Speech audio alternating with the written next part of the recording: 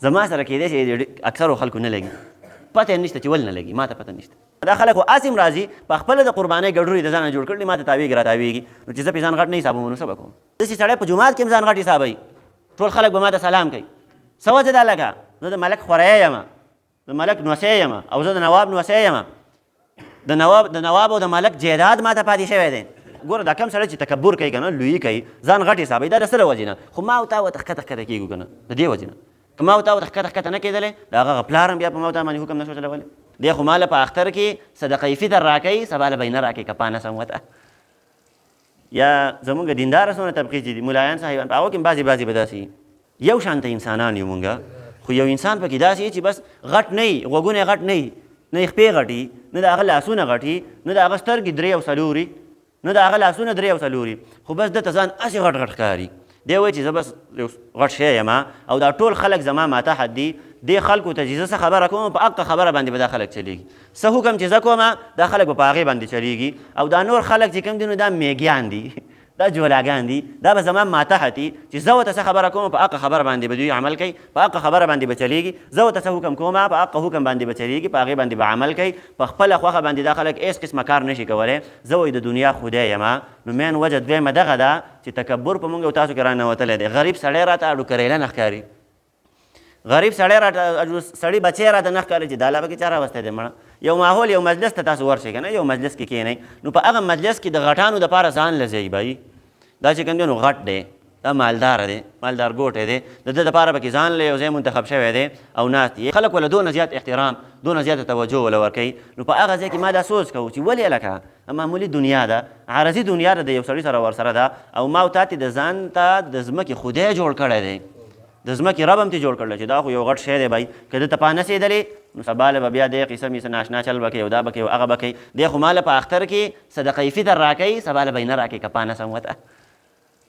یا زمونږ دینداره څونه طبقې چې دي ملایان صاحبان، په هغو کې هم بعضې به داسې، ټول نه یم چې ټول به داسې، خو بعضې پکې داسې شته دی. ټیک شوله جي، که چېرته سخته خبره مې وکړله بھائی، حق مې بیان کو، حقیقت مې چاته بیان کو، نو سبا له دا خلک بیا زما خواله نه راځي، سبا له دا خلک بیا ماته نه کیني، خلک بیا ماله چې کوم دی نو صدقې او خیراتونه نه راکوي، خلک بیا ماله زکاتونه نه راکوي، خلک بیا ماله صدقه فطر نه راکوي، او خلک بیا موږ له د څاروو چمړې نه راکوي، د قربانو چې کومې چمړې دا نه راکوي. د دې د وجې نه اکثرو خلکو په ځان باندې څادرونه راچولي دي، غوږونه یې راښکته کړي دي، حق خبره د چا مخې ته نشي کولی.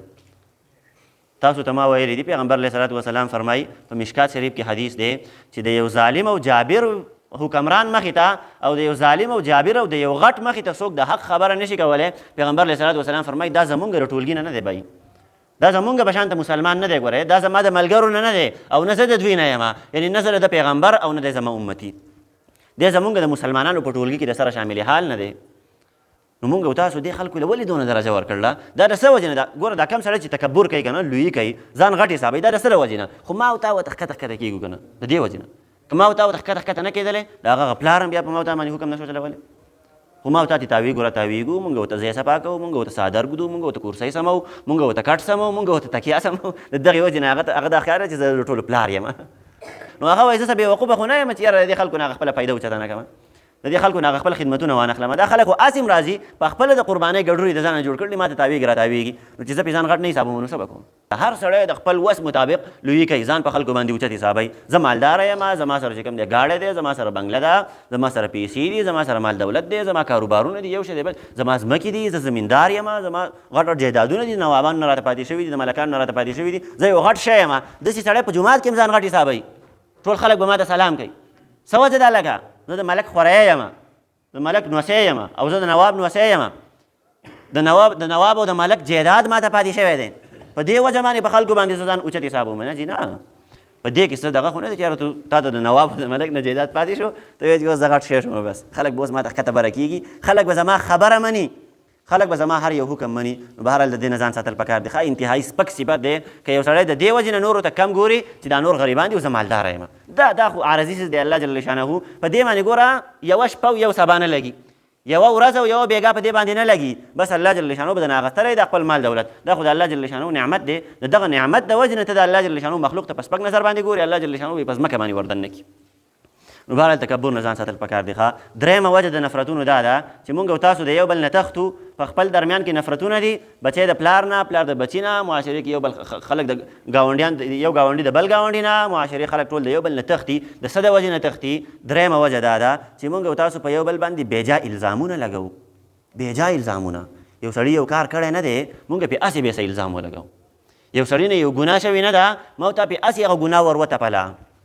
یو سړي یو غلط کار کړی نه دی، ما ورته پرې هسې ور وتپلو. یا په دې باندې مې تا تېره جمعه خبره کړې وه چې هسې بېرته مونږ یو خبره واورېده د چا متعلقه او هغه خبره مخې ته روانه کړې، د سره د حقیقت نه خبر نه یو بهي، هسې بېرته په خلکو باندې الزامات لګوو، هسې بېرته خلکو له طعنې ورکوو، هسې بېرته خلکو ته سپک نظر کوو. خلک په دنیا کې سپکول غواړو. دا محترم او مکرم انسانان چې الله جل شانه ورته اشرف المخلوقات ویلی دی، الله جل شانه ورسره بې انتها محبت کوي، دغه انسانان مونږ معاشرې ته سپکوو. الزام خلک د څه دپاره لګوي؟ د دې دپاره یې لګوي چې دا بل سړی سپک کمه خلکو ته، دا بل سړی په معاشره کې سپک کمه، د ده حیثیت چې کوم دی هغه راکم کمه.